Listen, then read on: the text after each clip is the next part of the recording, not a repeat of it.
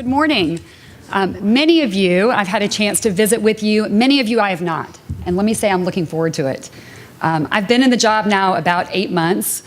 Some days it feels a little bit like 8 years, but I have loved every minute of it. And I'm really looking forward to what we're going to accomplish together. First of all, let me say at the outset, thank you, Carol. Carol has been a truly amazing partner. From literally my third day on the job, where I had a chance to meet her at our Legislative Action Summit, Carol just shines among the states. And I want you to know that will certainly be a very valued partner of mine as I look forward to really getting this right as we're going into an especially critical point. Jim, congratulations to you, and thank you to you and Daryl for your tremendous hospitality here. What a fine property, truly lovely and a real treat. Listen, today what I'd like to do is focus really on three major things. Number one, talk about our new structure and strategic approach, give you a very top-level overview of the big issues in Washington that affect your business most, and then drive it home with how I believe our new structure will help us get the job done. And let me tell you before I start going through the slides, and I'm going to go through them pretty quickly, really everything we're doing right now is being driven by three goals. Number one, making sure that this industry speaks strongly with one unified voice. We all know by the nature of our business that we have a tendency to be fragmented, right? We come together at times of crisis, but we don't necessarily work together as brands, owners, management companies, independents, and states on a unified, proactive, long-term objectives, and we have to do it. Number two, that we have a presence in Washington that matches the footprint that every one of you has in every community across this country, right? And number three, that we take a long-term, sustained and proactive approach to advocacy. As I mentioned earlier, there's a tendency, and I say in unregulated businesses, I know you feel more and more regulated every day for good reason, to really run to Washington when there's a crisis. And while we've won some, certainly look at Card Check, that's a good example. It's not as effective, and it surely isn't as cost-effective as it can be if you build out the right tools and approach and tell your narrative as many regulated businesses do. And I think you'll find quickly that we'll be taken so much more seriously if we get the right tools in place at the national level. We're well on our way. So with that, let me start clicking through this. I know that I've got time with many of you at 12 o'clock to really answer your questions, listen to you, to get your feedback. There's one thing that Carol hears me say all the time, and I sound like a broken record. But when we're going through the magnitude of change of what we're going through, right? New membership model, new board of directors, new strategic mission, vision, and approach, new staff. We're not going to get it perfect. I know that, and that's okay. What's going to be incumbent on me, and I take this part really seriously, is to listen to you and to have the discipline to keep tweaking it and fixing it along the way. And so that's why I really look forward to the 12 o'clock session, to getting your input, to make sure that we're taking it in and building a national association you'll be involved with and proud to be involved with. With that, you've probably seen this. This is our new membership model. I feel like I've been talking about it a long time. What I want you to take away from this slide is that for the first time under the National American Hotel and Lodging Association, there is a seat at the table for every segment of the industry. Brands, owners, management companies, independents, state associations, and our valued allied members. Under brands, that also means branded properties.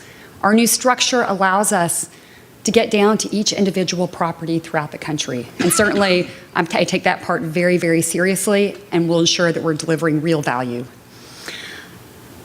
About 3 months after I started, I had gotten lots of feedback, as you would expect, as I traveled the country and was working the telephones, really trying to listen and to understand what people wanted. And then I decided that hospitality people are very nice. And while I was getting good direct feedback, I wanted unfiltered feedback.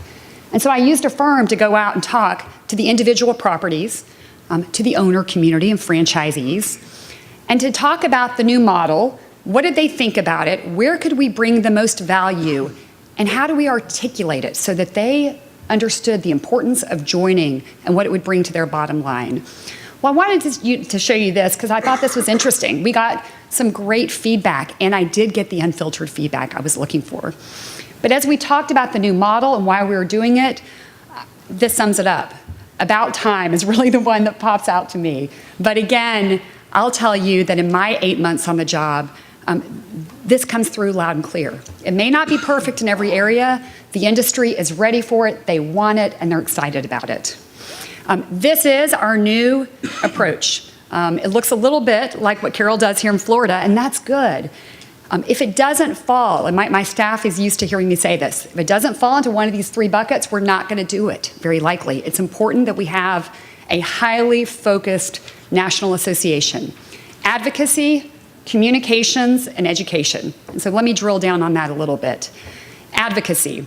I'll use a restaurant analogy. I think as adage goes in Washington, if you're not at the table, you're on the menu, right? And we all know that. Moving forward, so much of our work will be focused on, as I said earlier, making sure this industry has a presence in Washington that matches our tremendous economic footprint, that we stay highly focused on the issues that matter to your bottom line most, and that we're creating a world-class team of experts to go get the job done in Washington day in and day out. Now, don't think that lets you off the hook. We need your engagement. You talked about it last night. It is absolutely a passion of mine. There's a great deal we can do on your behalf, and then there are going to be times we need you to pick up the phone. And we'll make sure we build the tools to make that as easy as possible. I'll mention right now, we'll have a very exciting announcement coming out later today. And I'm only mentioning it right now because he happens to be a chief of staff to one of your Florida delegation members in Congress who will be joining our team. And I think that when I look at that last bullet, what I want you to know is that we will be building a team to really effectively represent this industry for the future. So look forward to sharing that news with you. During that survey, we also asked what were the most important issues. These won't surprise you. Labor, I think if we ask this question today with what's going on, the living wage initiatives and minimum wage, it would be much bigger. Healthcare, immigration. And so let me talk now about the key areas of focus for 2014. Number one, and again, I'm a believer in, right from the outset, in how we will approach this. We will work on the areas that bring you the most value. We'll do so in a collaborative manner. That means with our states. It means with our industry partners like the National Restaurant Association or the Asian American hotel owners or U.S. travel, right? This is a place where we'll make each other stronger and more effective. Workforce issues, living wage right now dominating that. That is a place I know that unifies all of us. Chicago just came out this morning with a resolution bringing it up to $15 an hour. We know what happened in SeaTac. It's in Seattle. It is moving. It's in Washington, D.C., moving up and down the West Coast and East Coast seaboard, and then it will move inward. And so how do we make sure that we are most effectively positioned on that issue? Some high-level thoughts, and certainly can drill down later with any of you. If we know it's happening, we need one toolkit. Messaging work, hard economic data around our narrative of what do these entry-level jobs mean, right? It means someone gets their foot in the door, and then we provide the education and training for them to move up and move up quickly. So many of you start off in those jobs. And so how do we show quantifiable data that this is why these jobs are important and you don't want to set that entry-level wage too high? It can be a very positive narrative, by the way. I also believe, again, economic data, messaging work, and then strong coalitions, small business face. There is a way to beat this back, but it's going to take a smart approach. We are also exploring working with our state partners again, a big believer in the best defense is a strong offense. So while we are bringing the tools to bear to position more effectively on these issues, working closely with the National Restaurant Association, we ought to be looking at some state preemptive strategies. It's okay if it's not a state that's currently on the union's target list. It will force them to scatter more quickly. If we look at preemptive things like what was done in Texas or the fine work that Carol and her team did here in Florida, even on the paid leave initiative, that forces them to spend resources in more places. And so I think we can be a little bit smarter and more creative in how we approach it. Let me touch on a few others. Labor, the real thing there that we're all watching very closely is what's called the Noel Canning decision that will be coming out of the Supreme Court this year. That is a decision that, if it is upheld, it will invalidate many of the decisions that recessed National Labor Relations Board made in the Obama administration. A lot in play there. We're watching it closely. We'll make sure to keep you apprised. Two other things. Immigration reform remains a very high priority for us. We have some very real challenges in the House right now, but we're not giving up. I think we all know if we can't get it done by the first part of next year, very unlikely that it gets done going into that presidential hot election season. It is critical for all kinds of reasons, right? Not only to make sure that we've got the workforce for the future that we need, but there are also a number of important policies tied up in the Senate bill that promote travel and tourism and more inbound international travel that are very, very important to the tourism sector. This will remain a very high priority for us. And then finally, implementation on Obamacare, working with the administration where there are still a number of rules that haven't yet gone final, including who is a seasonal employee, something really important here in Florida. It's not yet fully set. And so providing the input and feedback, as well as looking at targeted areas of change, and then telling your stories of cost increases. I am a big believer that while this law is here to stay, unfortunately, I know the real challenge on all of you, that if we start telling members of Congress the stories of what it's doing to your employees right now, that the thing that's going to reopen it will very likely be the cost debate, because we know the double-digit cost increases won't be sustainable. So again, have a long-term approach on this one. OTAs and the online environment, certainly a hot issue here in Florida. This will be a major focus for us at the national level. The OTAs are absolutely a valued part of our distribution system. We believe it's imperative we play by the same set of rules when it comes to collecting and remitting sales tax. We will be pursuing this on all fronts. A national strategy, working closely with our state associations, a legal strategy. We have worked closely with Carol here in Florida, filed an amicus brief in Florida, looking at one in Hawaii and several other areas. Again, major area for us going forward. The final area, it's lumped together. But it's actually two very different issues. Number one, promotion of travel and tourism. There are some organizations who are doing fine work in this space. U.S. Travel, really leading the pack. We will take what they're doing. We're not going to duplicate their efforts and augment it. Make sure that we are now bringing the full industry and the weight of it to bear to make sure that we are passing some very bipartisan pieces of legislation that will bring more foreign inbound travelers to the U.S., streamline the visa process, a number of other areas. And then government travel. I'm sure you all have seen the votes in the House of Representatives. This has been an easy area to pick on, especially at a time when our country has faced so many economic challenges, right? We can be better partners to the government. We can help them make smarter decisions so that this issue isn't squarely in the side of Congress. We have a hearing coming up in the Senate next week. Expect to, again, hear lots of stories about government misusing their travel policies. And again, we plan to bring a very important voice and the counter story to that debate. In order to do this, a couple of things will be key. Increased member involvement, engagement, as I talked about. We'll talk about what that looks like in a moment. And of course, growing our hotel PAC. And I know a lot of this sounds like Carol and Jim, both of your speeches, and that's a good thing, right? That there is full alignment. I'm not really going to drill down now on these areas. I've already touched on them. You should just simply know that those three areas, workforce, the OTA and distribution area, and travel and tourism will be our major focus at the national level If any of you want us to drill down, and I can give you the specifics of this PowerPoint, happy to, of course, get into any specifics or answer questions. Those areas will dominate our time and our resources. I'm a high believer in focus. There are some other priority areas you will hear us talking about. Terrorism risk insurance, up for reauthorization this year.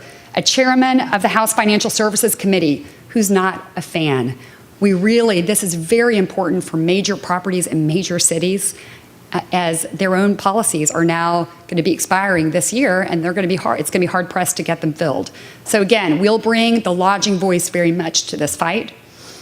Patent reform, where again, so many hotels actually played a very important role in legislation that's been passed out of the House, and I have no doubt but that they will continue to play an important role as we now go to the Senate. This is where we have patent trolls driving down the highways, pulling over, giving you lawsuits over the use of Wi-Fi because they say you don't own the patent, right? How absurd. They want you to settle.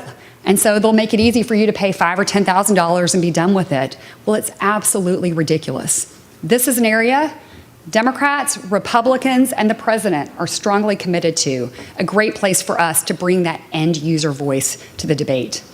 Tax reform, watching it very, very closely, making sure that whatever happens, if anything happens, that it reflects a pro-growth principles for our sector.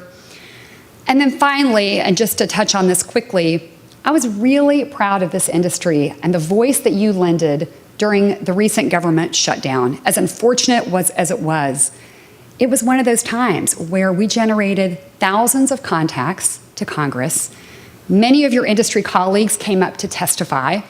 Senators took to the Senate floor to talk about the impact on hotels, right? And it was a really important part of the debate and the discussion, very much a model, I think, for what we can build off going forward. We do, of course, now have a budget agreement in place. We've got a debt ceiling issue coming up very shortly, so it's not over yet. But we will continue to support our brethren in the business community, again, to try to drive long-term fiscal health for this country as it's critical to our business. Grassroots in 2014, just touching on this quickly. As I said earlier, we have that tendency to run from battle to battle, and that's important at times, okay? We also know that members of Congress, and you all do a very good job of this here in Florida, they need to understand your business. Invite them in. Invite them to come do a back of the house tour. We now have a toolkit put together. Many states and many businesses have used it. They bring in their member of Congress. You don't have to be the expert on all the issues. You just talk to them about how it's affecting your business. And I'll tell you, in many cases, that member has then wanted to do a press conference out front, right? Just generating additional publicity and for both sides, but have been enormously successful. If you're interested in learning more, talk to Carol. Feel free to reach out to me. And then, of course, our hotel PAC. We've been hitting it hard since the minute I've come in. Had a 25% increase for 2013. I want another 25% increase for 2014. $500,000, I want to get to $1 million in 3 years. I think this is a place where our political presence is absolutely critical. As frustrating as it might be, it is one of those tools we have to have a serious seat at the table. And so again, be on the lookout for more information to come. Communication, second major area of focus. And let me just stop here and tell you, it's an area that I am hugely passionate about. When I look at the tools that we have to go get the job done, the many issues and challenges that I just spoke about, this industry narrative and telling it to policymakers will be absolutely critical to our success. There is so much to work with, more than I've had in any other job, quite frankly. And by that I mean, not only just telling the story of the important role that we play in the economy, the jobs that we create, the tax dollars that we generate, the story of people is equally as profound, right? The countless people that enter our industry in entry-level jobs, dishwashers, front desk clerks, you name it, where we give them the tools and the education and the training to help them succeed and move up the ladder, and the amazing success stories that are countless throughout the industry, right? of what that path looks like. The American dream story, right? Whether it's individuals coming from abroad here with a couple $100 in their pocket and opening their first hotel and growing to many businesses many times over, or to the businesses you've started and the story of small business. I'll tell you what, when we put that together into one industry narrative, it will absolutely change the discussion when they understand who we are, when you come in to talk about labor or healthcare or tax. And while we know our narrative, I don't believe it's broadly known in Washington among policymakers throughout the House and the Senate and the administration. And so you can understand, hopefully, why I am so passionate, because telling the story in a very proactive, positive way, I think will be absolutely key to our success. You all play an important role in helping us tell that story. Getting increased media exposure, high priority. It's one of the tools to get the job done. We certainly have made our impact over the past 6 or 8 months. Here's a new tool we just launched. I pulled up, of course, Florida. It's a basic one, but I want to make sure that whether you're the press or you're a congressional staffer or someone in the administration, you can go pull and look at our industry profile, partnering with our state associations, and understand what we're driving in each state across this country. That's going to be an important part of our narrative. And then finally, education, our final area. Looking at the students, I don't have to, of course, tell you all how important that is. They are our future. We will also be making sure that our educational institute and foundation are operating with a unified mission in the American Hotel and Lodging Association, because all of those pieces work together, again, to tell that narrative, to make sure we're building the talent for the future. All right, let me pause for a minute. I'm throwing a lot at y'all. Let me talk for a few minutes about the new structure. So I just talked through what is it we're trying to accomplish, right? And why do we need to have this? Big issues in play. So let's talk at a very high level about how you engage, how we're going to speak with one united voice. Number one, starting a few days ago on January 1st, there are 6 councils being put into place. One for the brands, for the owners, management companies, independents, states, and allied committee members. That's where you engage. That's where we'll have the thought leadership around the country with your peer group. They will, after this transitional year where it's been a special process, they'll elect their representatives to the board and to the executive committee. And any member can serve in the appropriate council for their membership category. We will build thought leadership and programming in each of those councils that bring what I think you'll find to be unprecedented value. Our board of directors, part of the change we're going through means a new system of governance.